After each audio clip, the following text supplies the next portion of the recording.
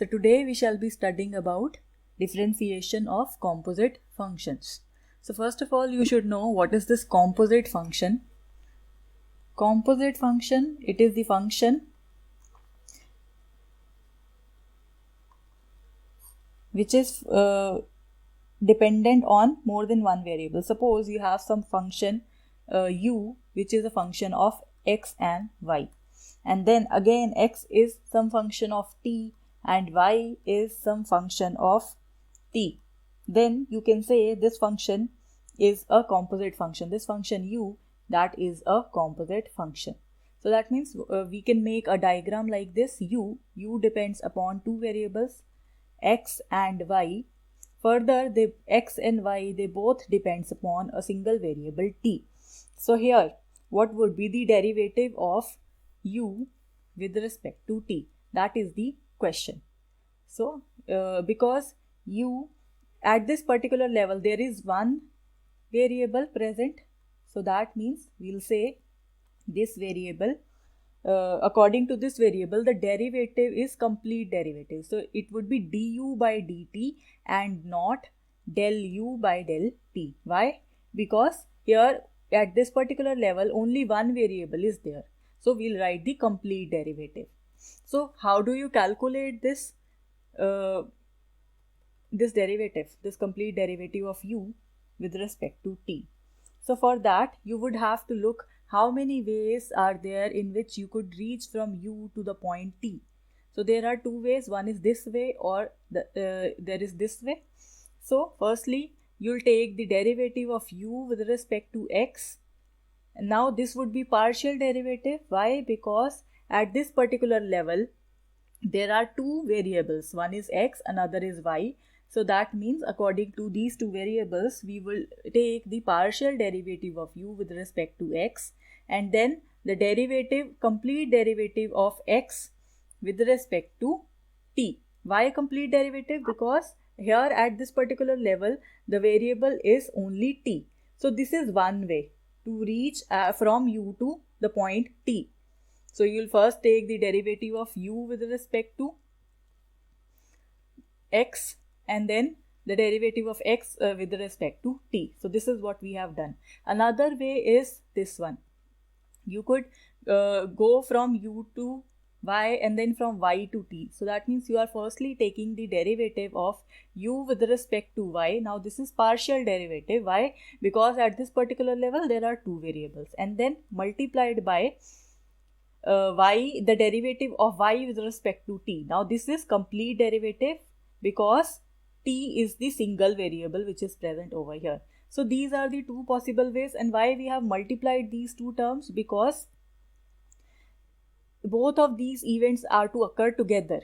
So that is why multiplication. And you could calculate the derivative from either of these parts. So that means you have a or here, and by or, if you have studied that in physics, by or you mean plus. So what we are doing in effect, the total derivative du by dt, that is equal to del u by del x into dx by dt plus del u by del y into dy by dt. So this is what is the derivative of u with respect to t whenever u is a composite function. So this is the one formula that you should remember, but it is very easily remembered. Why? Because now you know how to remember this particular formula. So suppose if I have some particular cases. So suppose in case 1, my function u is a function of three variables x, y, z, and all these functions. So I have u as a function of x, as a function of y, as a function of z, and all these three, they are functions of some other variable t. Now in this case, I wanted to calculate what is du by dt. So this is equivalent to, firstly I'll take the derivative of u with respect to x and then go to t. So this is one possible way. So that is, I'm taking the partial derivative of u with respect to x and then complete derivative of x with respect to t. This is one possible way. Then the logic for this partial and complete derivative lies in the fact that at this level we have 3 variables, whereas at this level we only have 1 variable. So we'll apply the partial derivative here at this particular step, and here we'll apply the ordinary derivative. So that means this is the first step. Now for the second step, we can move from u to t through this path. So that means I will now have this as the partial derivative of u with respect to y, and then the complete derivative of y with respect to t. And for the third case, I can move from u to t from this path. So that means in this case, I would have the partial derivative of u with respect to z, and then the complete derivative of z with respect to t. So this is in the first case. In the second case, so case number 2, suppose my function z is given to be f of xy. That means it is a function of x and y, where now in this case x is some another function of u and v, and y is some another function of u and v. So what is the situation over here? So firstly, you have to make this diagram. What does this diagram say? This diagram is just for your own reference, so that you could calculate what is the derivative of z with respect to u. So this you wanted to calculate here. For that, you first make the diagram. The first element is z, that depends upon x and y. It depends upon x and y, and both x and y, that depends upon u and v. So they both depend upon u and v. So that means at this level also you have two variables. At this level also you have 2 variables. So in effect, whenever you wanted to calculate del z by del u, it would be the partial derivative and not the complete derivative. And so that means you cannot calculate dz by du in this case, and you cannot calculate dz by dv in this case as well. So what we can calculate? We can calculate the partial derivative of z with respect to u and with respect to v. And what would be these two? So when you wanted to calculate the partial derivative of z with respect to u, it would be equal to this thing. Firstly, you'll go from z to u through this path and then through this path, because y is also a function of u. So what you have in effect is this thing is equal to taking the partial derivative of z with respect to x, and then the partial derivative of x with respect to u. And we have the partial derivative of z with respect to y, and then the partial derivative of y with respect to u. Why partial derivatives here also? Because at this particular level we have 2 variables. So that is why we use this symbol del. Okay.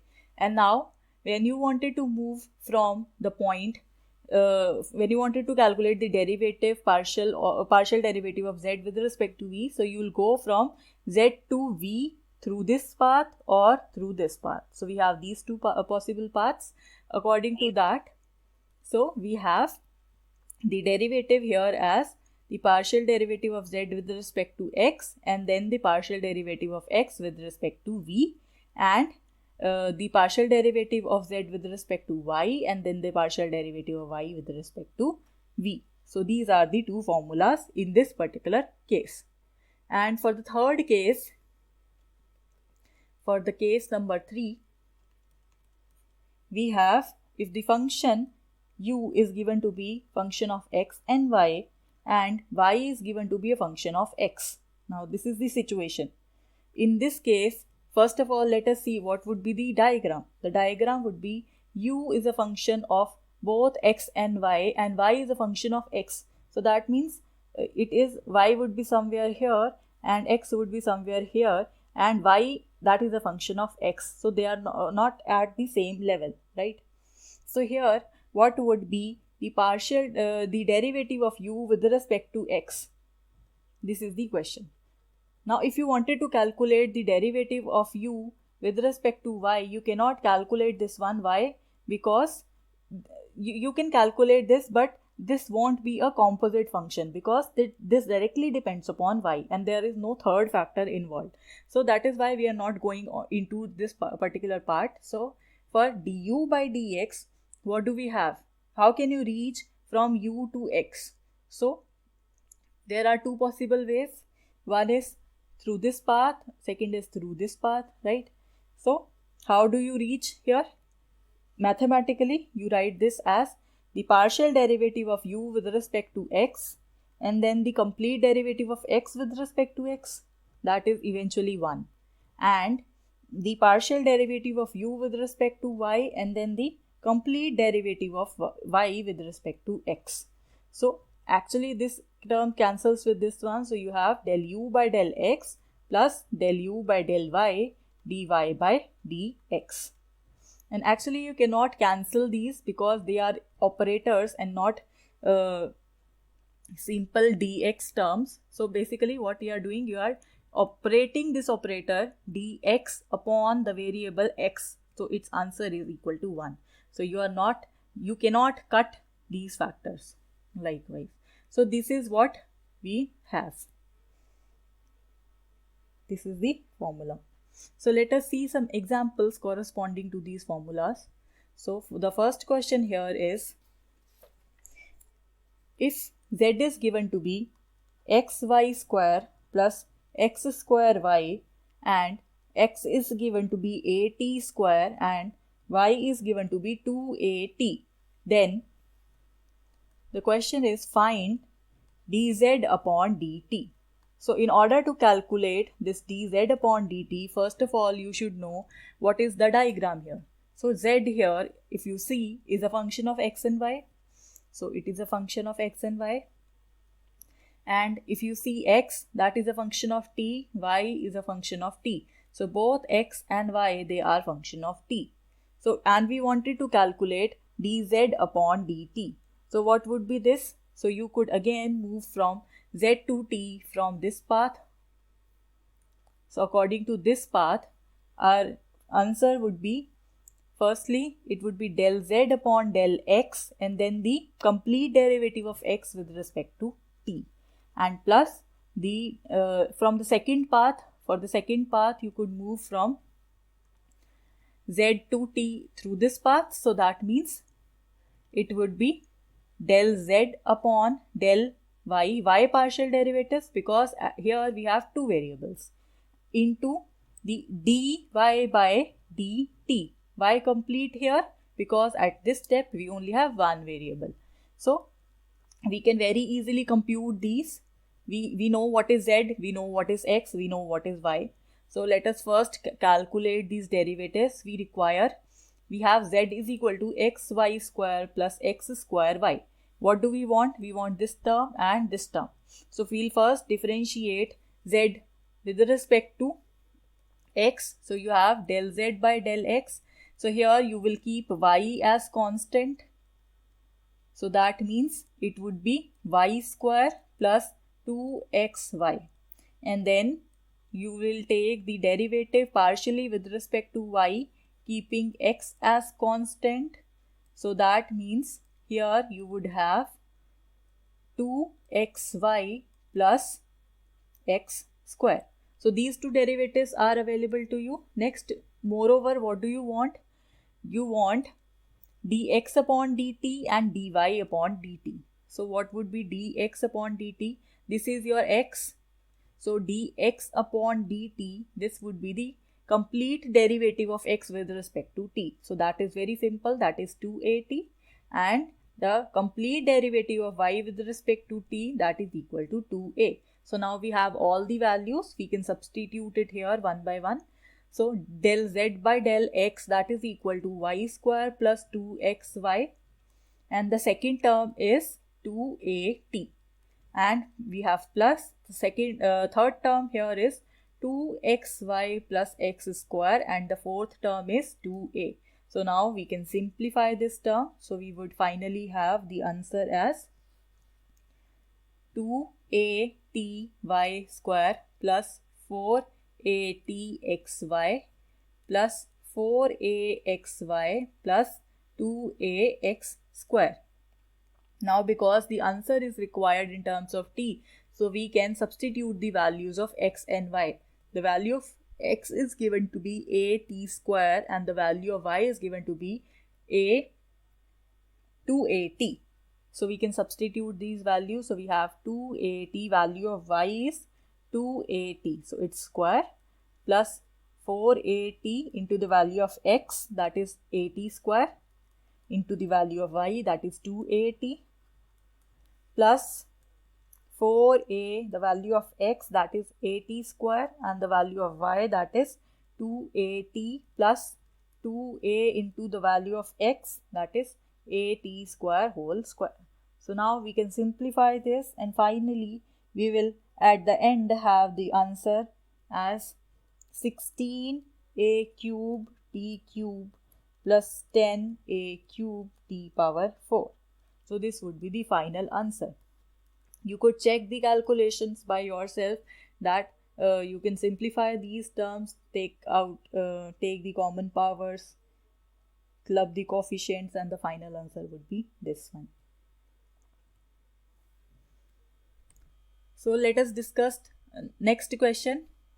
The question is, so we have this question: if h is given to be some function of y minus z, z minus x, just a second. Okay, so we have this question, if h is given to be function of y minus z, z minus x, and x minus y, then we have to prove that, del h by del x plus del h upon del y plus del h upon del z, that is equal to 0. So this is the question. So now let us see the solution for this. So here, if you see what we have to prove, we wanted to calculate the partial derivatives of h with respect to x, y, and z. And here, if you notice that this h, that is a function of 3 variables. Now, what is h? H depends upon y minus z, z minus x, and x minus y. So you could rename these variables as u, v, and w. So it depends upon these two variables. And further, what is u? U is basically a function of y and z. Z is a function of, v is a function of x and z, and w is a function of y, x, and y. So this is the situation here. So what we are saying if h is equal to some function of u, v, w, this is not given to you, but because it is of this form y minus z, z minus x, and x minus y, so you have written this to be in this form, where what is your v? V is y minus z. So it is some function of, say, phi 1 of y and z, right? And your u, this was u. So u was equal to y minus z, and then v is equal to z minus x. So this is some other function of x and z, and we have w, which is equal to x minus y. So this is some third function of x comma y. So this is by just the notation to represent this, because you cannot directly calculate del h by del x in this particular case. So for that we will use this diagram. So this diagram, what is it? It says that this h is a function of u, v, and w, and u, v, w, they are functions of x, y, and z. So this is what we have in this case. For that, we wanted to calculate what is del h upon del x, what is del h upon del y, and what is del h upon del z. So this is required in order to prove the result. So here, firstly, we'll talk about del h upon del x. So now, you will see what are the ways in which you could reach from h to the point x. So there are 3 possible ways. One way is you go through this point, another way is you go through this point, third way is you go through this point. So for the first direction, you would have the derivative of h with respect to u, partial derivative. Why? Because here we have 3 variables, and here also we have 3 variables. So firstly, the partial derivative of h with respect to u, and then the derivative of u with respect to x. And for the second path, you will go through the direction h to x. So this would be the second path. So accordingly, your answer here would be del h by del v and then del v by del x, right? And for the third path, you will go from h to w and then w to x. So this is the third possible path. So del h by del w and then del w by del x. So we can calculate this because the expression for h is not given to you explicitly. So because you do not know what is this expression, so you cannot calculate these derivatives very easily, or in fact you are not able to calculate these as such. So you will keep these as such. So that means you will have here del h by del u as such, but you can calculate what is del u by del x, what is del v by del x, and what is del w by del x, because you know what are these. You know what is u. U is given to be y minus z. So what would be del u by del x? So it would be equal to 0 because there is no x. You will keep x, y and z as constants, and then the derivative of v with respect to x, that would be equal to minus 1 because z would be constant and y is also constant, and then the derivative of w with respect to x, that would be equal to 1. So now you have all these values, so you can substitute here. So first value is 0, so you have 0 plus del h upon del v as such, then the value of minus 1 here, and then del h by del w as such, the value of del w by del x, that is 1. So this is say equation number 1. Next we want del h by del y. So what would be this? Again you will go and look for different ways to reach this. How could you reach this possible area? From h to, we wanted to reach from h to the point y. So you could either go through this direction or through this direction or through this direction. So that means you will have del h by del u and then del u by del y, because finally we wanted to reach at y, and then del u h by del v by del y, and then we have del h by del w by del y. So see, this is similar to the previous one.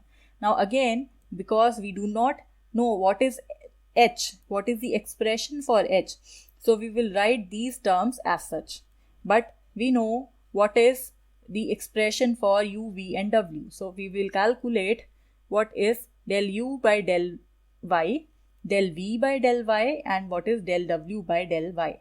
So here if you see, if you differentiate with respect to y, it would be equal to 1. If you differentiate here with respect to y, it would be equal to 0. And if you differentiate here with respect to y, it would be minus 1. So our answers are 1, 0, minus 1. So this is the answer. So say this is your equation number 2. And third and lastly, we'll calculate del h by del z. That would be obtained when you move from h through, firstly through u, then through v, and then through w. So this is the case.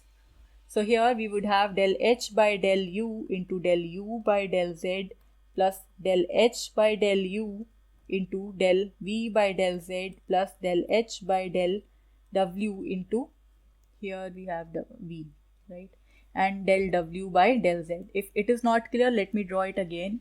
H depends upon u, v and w, and these depends upon this x, y and z, and we wanted to reach from the point h to the point z. So one possible way is you go to u, then go to z. Another way is you go to v, go to z, go to w, go to z. So these are the three possible paths. So that means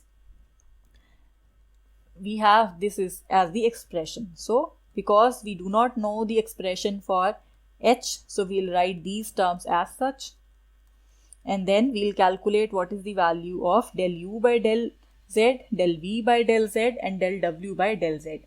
So now from here you can calculate del u by del z, del v by del z is from this one, and del w by del z is using this particular expression. So now here we are differentiating with respect to z, so its value is -1.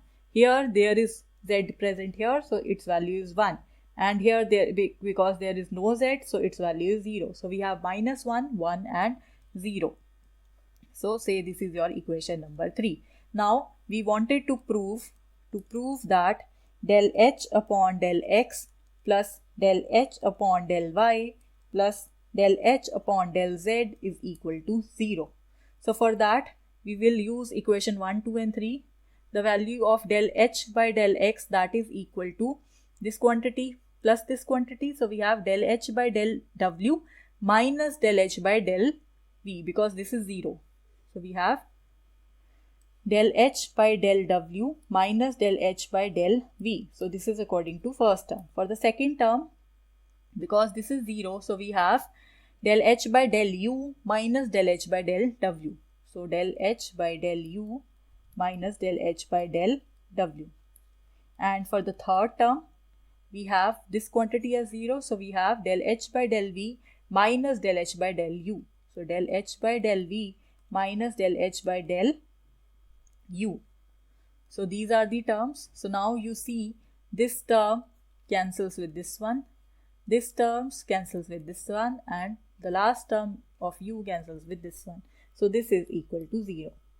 So we have proved that this del h by del x plus del h by del y plus del h by del z, that is equal to 0.